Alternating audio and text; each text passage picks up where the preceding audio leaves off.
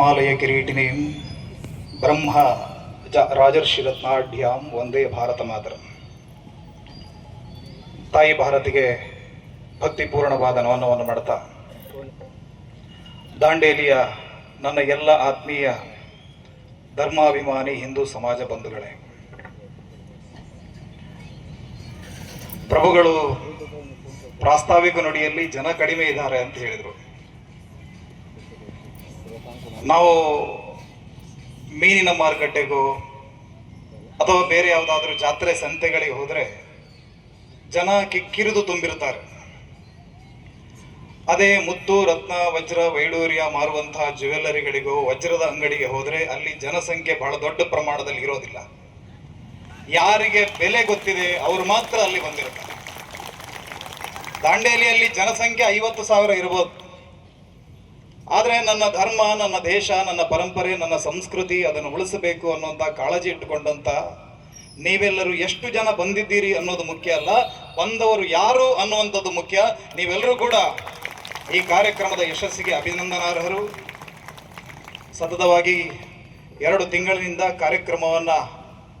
ಕಾರ್ಯಕ್ರಮದ ಓಡಾಟದಲ್ಲಿ ಪ್ರವಾಸದಲ್ಲಿ ಇರುವುದರಿಂದ ನನ್ನ ಆರೋಗ್ಯದಲ್ಲಿ ಸ್ವಲ್ಪ ಸಮಸ್ಯೆ ಇದೆ. ಹಾಗಾಗಿ ಸ್ವರದ ಸ್ವಲ್ಪ ಸಮಸ್ಯೆ, ಏರಿಳಿತದ ಸಮಸ್ಯೆ ಆಗ್ತಾ ಇದೆ.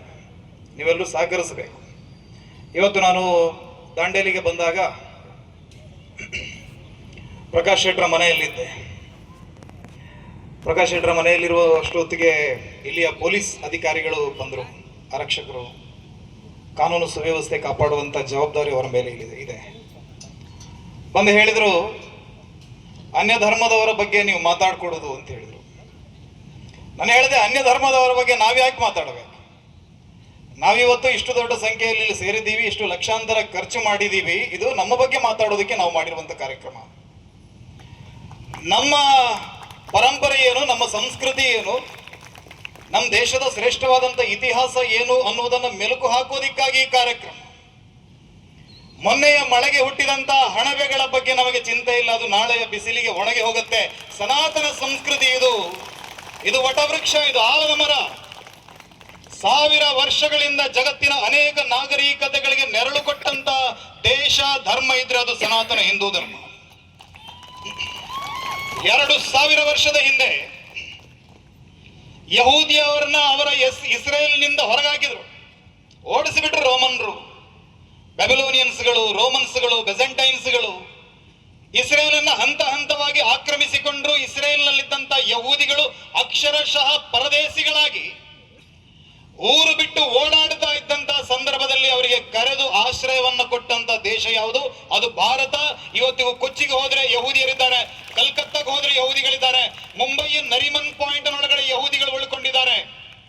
48ರಲ್ಲಿ ಅವರ ದೇಶ ಸ್ವತಂತ್ರಗೊಂಡಾಗ ಅವರು ಹೇಳ್ತಾರೆ, ಅವರ ಮೊದಲ ಅಧ್ಯಕ್ಷ ಡೇವಿಡ್ ಬೆನ್ ಗುರಿಯನ್ ಅವರು ತನ್ನ ಅಧ್ಯಕ್ಷೀಯ ಭಾಷಣದಲ್ಲಿ ನನ್ನ ಮೊದಲ ಅಭಿನಂದನೆಯನ್ನ ನಾನು ಸಲ್ಲಿಸೋದು ಭಾರತದ ಭೂಮಿಗೆ, ಜಗತ್ತಿನಲ್ಲಿ ನಮ್ಮನ್ನು ಅತ್ಯಂತ ಗೌರವದಿಂದ ಮನುಷ್ಯರ ಹಾಗೆ ನಡೆಸಿಕೊಂಡಂತ ಒಂದೇ ದೇಶ ಅದು ಭಾರತ ಅಂತ ಹೇಳಿದ್ರು ಅವರು. ಸಿರಿಯನ್ ಕ್ರೈಸ್ತರು ಬಂದ್ರೆ ಅವರಿಗೆ ಕೇರಳದಲ್ಲಿ ಆಶ್ರಯ ಕೊಟ್ಟು, ಭಾರತದ ಮೊದಲ ಚರ್ಚ್ ಅದು ಕೇರಳದ ಒಳಗಿದೆ. ಭಾರತದ ಮೊದಲ ಮಸೀದಿ ಇರುವಂತದ್ದು ಕೇರಳದಲ್ಲಿ. ಕೇರಳದ ಕೊಡಂಗಲ್ಲೂರಿನ ಭಗವತಿ ದೇವಸ್ಥಾನಕ್ಕೆ ಇಟ್ಟಂತ ಜಾಗ, ಮರಮಟ್ಟುಗಳನ್ನು ಕೊಟ್ಟು, ಕಾರ್ಮಿಕರನ್ನು ಕೊಟ್ಟು ನಿಮ್ಮ ಪ್ರಾರ್ಥನಾ ಮಂದಿರವನ್ನು ಕಟ್ಟಿಕೊಳ್ಳಿ ಅಂತ ಹೇಳಿದ್ವಿ. ಮಾಲಿಕುದ್ದೀನಾರ್ ಮಸೀದಿ, 10 ಮಸೀದಿಗಳನ್ನ ಕಟ್ಟಿಕೊಟ್ಟಂತ ಪರಂಪರೆ ಅದು ಹಿಂದೂಗಳ ಪರಂಪರೆ. ನಾವು ಯಾವತ್ತೂ ಕೂಡ ಇನ್ನೊಬ್ಬರನ್ನ ದೂಷಣೆ ಮಾಡಿದವರಲ್ಲ, ಇನ್ನೊಬ್ಬರನ್ನ ವಿರೋಧ ಮಾಡಿದವರಲ್ಲ. ನಾವು ಪಾರ್ಸಿಗಳು ಬರ್ತಾರೆ ಪರ್ಷಿಯಾದಿಂದ ಪಾರ್ಸಿಗಳು ಬಂದರು. ಅವರ ದೇಶ ಪರ್ಷಿಯಾವನ್ನ ಇರಾನ್, ಇರಾಕ್ ಅಂತ ಈಗೆಲ್ಲ ಬೇರೆ ದುಷ್ಟರ ಕೈವಶ ಆಗಿದೆ. ಆ ಮಾತೃಭೂಮಿಯಿಂದ ಬಂದಂತ ಆ ಜನ ಒಂದು ದೋಣಿಯಲ್ಲಿ ಬರ್ತಾ ಗುಜರಾತಿನ ಸಮುದ್ರ ತಟಕ್ಕೆ ಬಂದಾಗ, ಗುಜರಾತಿನ ಅವತ್ತಿನ ನವಸಾರಿಯ ಅರಸನ ಹತ್ರ ಹೋಗಿ ಹೇಳ್ತಾರೆ, ನಮಗೆ ದೋಣಿಯಿಂದ ಇಳಿಯುವುದಕ್ಕೆ ಅಪ್ಪಣೆ ಕೊಡಬೇಕು ನೀವು. ನಿಮ್ಮಲ್ಲಿ ಏನಾದ್ರೂ ಒಂದು ಸ್ವಲ್ಪ ಜಾಗ ಕೊಟ್ರೆ ನಮ್ಮ ಮಕ್ಕಳನ್ನ ಕಟ್ಕೊಂಡು ನಾವೇನೋ ಜೀವನ ಮಾಡ್ತೀವಿ ಅಂತ ಕೇಳಿದ್ರು. ನವಸಾರಿಯ ಅರಸ ಒಂದು ತುಂಬಿದ ಕೊಡವದಲ್ಲಿ ಹಾಲನ್ನ ಕಳಿಸ್ತಾನಂತೆ. ತುಂಬಿದ ತಂಬಿಗೆಯಲ್ಲಿ ಹಾಲು ಕಳಿಸಿ ಹೇಳಿದ, ನನ್ನ ರಾಜ್ಯ ಈ ತಂಬಿಗೆ ಹಾಲಿನಿಂದ ಹೇಗೆ ತುಂಬಿದೆಯೋ ನನ್ನ ರಾಜ್ಯ ಕೂಡ ಇದೇ ರೀತಿ ತುಂಬಿದೆ. ನಿಮ್ಮನ್ನ ತಂದ್ರೆ ಇಲ್ಲಿ ಮತ್ತೆ ವೈಷಮ್ಯಗಳು ಬೆಳಿಬಹುದು, ವೈರುಧ್ಯಗಳು ಬೆಳಿಬಹುದು. ಎಲ್ಲಿಂದಲೋ ಬಂದವರು ನೀವು, ಸಮಾಜದಲ್ಲಿ ಅಶಾಂತಿ ಆಗಬಹುದು ಅಂತ ಹೇಳಿದ.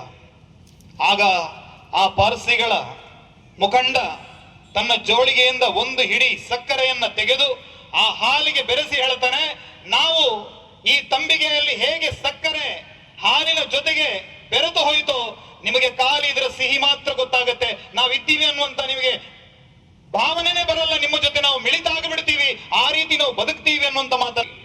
ಪಾರ್ವತಿಯ ಒಂದು ಪಾದದ ಚಿಹ್ನೆ ಇದೆ. ಪರಶಿವನನ್ನು ಒಲಿಸಿಕೊಳ್ಳಬೇಕಿದ್ರೆ ದಕ್ಷಿಣದ ಕನ್ಯಾಕುಮಾರಿಗೆ ಬಂದು ತಪಸ್ಸನ್ನು ಮಾಡುತ್ತಾನೆ. ಅಯೋಧ್ಯೆಯಿಂದ ಹೊರಟಂತ ಶ್ರೀರಾಮ ದಕ್ಷಿಣದ ರಾಮೇಶ್ವರದವರೆಗೆ ಪಾದಯಾತ್ರೆಯನ್ನು ಮಾಡ್ತಾನೆ. ಧರ್ಮದ ಪುನರುತ್ಥಾನಕ್ಕಾಗಿ ಕೇರಳದಿಂದ ಹೊರಟಂತ ಆದಿಗುರು ಶಂಕರಾಚಾರ್ಯರು ಪದರಿಯವರೆಗೆ ಸಂಚಾರವನ್ನ ಮಾಡಿ ಭಾರತವನ್ನ ಏಕಸೂತ್ರದಡಿಯಲ್ಲಿ ಜೋಡಿಸುವಂತ ಕೆಲಸವನ್ನ ಮಾಡಿದರು. ಭಾರತದ 4 ಮೂಲೆಯಲ್ಲಿ ಅದ್ವೈತ ತತ್ವದ ಪ್ರಚಾರಕ್ಕಾಗಿ 4 ಮಠಗಳ ಸ್ಥಾಪನೆಯನ್ನ ಮಾಡಿದರು. ಉಳಿದ ಎಲ್ಲ ಮತಗಳಿಗೆ ಒಬ್ಬ ಸ್ಥಾಪಕ ಅನ್ನುವವರಿದ್ದಾರೆ, ಒಂದು ಪುಸ್ತಕ ಇದೆ. ಆದ್ರೆ ಇದು ಯಾರೋ ಒಬ್ಬ ಸ್ಥಾಪಕನನ್ನು ಪುಸ್ತಕವನ್ನು ನಂಬಿಕೊಂಡಂತ ಧರ್ಮ ಅಲ್ಲ. ಇದಕ್ಕೆ ಡೇಟ್ ಆಫ್ ಬರ್ತ್ ಕೂಡ ಇಲ್ಲ, ಡೇಟ್ ಆಫ್ ಡೆತ್ ಕೂಡ ಇಲ್ಲ. ಹಾಗಾಗಿ ನಿನ್ನ ಧರ್ಮ ಎಷ್ಟು ಪ್ರಾಚೀನ ಅಂತ ಕೇಳಿದ್ರೆ ಇದೇ ದಾಂಡೇಲಿಯಲ್ಲಿರುವಂತಹ ಕವಳದ ಗುಹೆಯ ಒಳಗಿರುವಂತ ಆ ಲಿಂಗವನ್ನು ತಗೊಂಡು ಹೋಗಿ ತೋರಿಸಿ, ಈ ಕವಳದಲ್ಲಿರುವಂತಹ ಲಿಂಗಕ್ಕೆ ಎಷ್ಟು ಪ್ರಾಚೀನವಾಗಿ ಎಷ್ಟು ವಯಸ್ಸಾಗಿದೆಯೋ ನನ್ನ ಧರ್ಮಕ್ಕೆ ಅಷ್ಟೇ ವಯಸ್ಸಾಗಿದೆ ಅಂತ ಹೇಳಿ. ದಾಂಡೇಲಿಯಲ್ಲಿ ಕಾಳಿ ನದಿ ಯಾವತ್ತಿನಿಂದ ಹರಿತಾ ಇದ್ದಾಳೆ ಆವತ್ತಿನಿಂದ ನನ್ನ ಧರ್ಮ ಇದೆ ಅಂತ ಎದೆ ತಟ್ಕೊಂಡು ನೀವು ಹೇಳಬೇಕು. ದಾಂಡೇಲಿಯ ಈ ಪರಮ ಪವಿತ್ರವಾದಂತ ಮಣ್ಣು, ಇದು ದಂಡನಾಯಕನ ಹೆಸರು. ನಿಷ್ಠೆ ಅಂದ್ರೆ ಏನು, ಪರಾಕ್ರಮ ಅಂದ್ರೆ ಏನು ಅನ್ನೋದನ್ನ ದಾಂಡೇಲಪ್ಪನ ಕಥೆಯ ಮೂಲಕ ಜಗತ್ತಿಗೆ ಸಾರಿದಂತಹ ಪರಂಪರೆ ಇದು. ಅಂತ ಮಣ್ಣಿನಲ್ಲಿ ಇವತ್ತು ಹಿಂದೂಗಳ ಸಂಗಮ ಆಗ್ತಾ ಇದೆ. ಈ ಸಮಾಜ ಇವತ್ತು ಬಹಳ ಬೇರೆ ಬೇರೆ ಹೇಳ್ತಾರಲ್ಲ, ಕೇಂಬ್ರಿಡ್ಜ್ ಅಲ್ಲಿ ಓದ್ತಾ ಇದ್ದಾನೆ ಮಗ, ಹಾರ್ವರ್ಡ್ ಅಲ್ಲಿ ಓದ್ತಾ ಇದ್ದಾನೆ, ಆಕ್ಸ್ಫರ್ಡ್ ಅಲ್ಲಿ ಓದ್ತಾ ಇದ್ದಾನೆ ಅಂತ ಹೇಳ್ತಾ ಇದ್ರಲ್ಲ. ಒಂದು ಕಾಲ ಇತ್ತು, ಜಗತ್ತಿನ ಅನಾನ್ಯ ದೇಶದ ಜನ ನನ್ನ ಮಗ ಭಾರತದಲ್ಲಿ ಶಿಕ್ಷಣವನ್ನು ಪಡಿತಾ ಇದ್ದಾನೆ ಅನ್ನುವಂತ ದಿನ ಇತ್ತಂತೆ. ನಳಂದ, ತಕ್ಷಶಿಲಾ, ಓದಂತಿಪುರ, ನವದ್ವೀಪ, ಸಾಲೋಟಗಿ, ಉಜ್ಜಯಿನಿ, ಮಿಥಿಲಾ, ಕಾಶಿ, ಈ ಎಲ್ಲ ಯೂನಿವರ್ಸಿಟಿಗಳ ಮೂಲಕ ಸಾವಿರ ಮಕ್ಕಳಿಗೆ ಶಿಕ್ಷಣವನ್ನು ಕೊಡ್ತಾ ಇದ್ದಂತಹ ಪರಂಪರೆ ನಮ್ಮದು. ಏತದ್ ದೇಶೇ ಪ್ರಸೂತಸ್ಯ ಸಕಾಶಾತ್ ಅಗ್ರಜನ್ಮ ಸ್ವಂ ಸ್ವಂ ಚರಿತ್ರಂ ಶಿಕ್ಷೇರನ್ ಪೃಥಿವ್ಯಾಂ ಸರ್ವಮಾನವ. ಜಗತ್ತಿನ ಎಲ್ಲ ಜನರ ಇಲ್ಲಿ ಬನ್ನಿ, ನಿಮಗೆ ಚರಿತ್ರೆ ಅಂದ್ರೆ ಏನು, ಭೂಗೋಳ ಅಂದ್ರೆ ಏನು, ಖಗೋಳ ಅಂದ್ರೆ ಏನು, ವಿಜ್ಞಾನ ಅಂದ್ರೆ ಏನು, ಆಯುರ್ವೇದ ಅಂದ್ರೆ ಏನು, ಪರಂಪರೆ ಅಂದ್ರೆ ಏನು ನಾವು ಕಲಿಸ್ಕೊಡ್ತೀವಿ ಅಂತ ಅವರೆಲ್ಲರನ್ನ ಕರೆದು ಅವರಿಗೆ ಚರಿತ್ರೆಯನ್ನ ಕಲಿಸಿಕೊಟ್ಟಂತ ದೇಶ ಭಾರತ. ನೀವು ತಮಿಳುನಾಡಿನಲ್ಲಿ ಒಂದು ನೆಲ್ಲೈಪ್ಪನ್ ಅನ್ನುವಂತ ಒಂದು ಟೆಂಪಲ್ ಇದೆ, ಒಂದು ದೇವಸ್ಥಾನ ಇದೆ.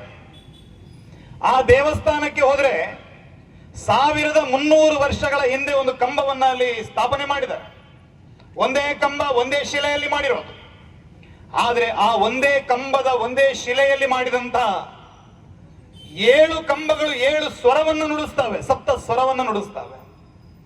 ಅಂದ್ರೆ ಒಂದು ಆಂಪ್ಲಿಟ್ಯೂಡ್ ಅಥವಾ ಫ್ರೀಕ್ವೆನ್ಸಿಯ ಬಗ್ಗೆ, ಸಂಗೀತದ ಬಗ್ಗೆ ಅಂತ ಒಂದು ಸುದೀರ್ಘವಾದಂತಹ ಯೋಚನೆಗಳು, ಸುದೀರ್ಘವಾದಂತಹ ಜ್ಞಾನ ನಮ್ಮ ಹಿರಿಯರಿಗಿತ್ತು.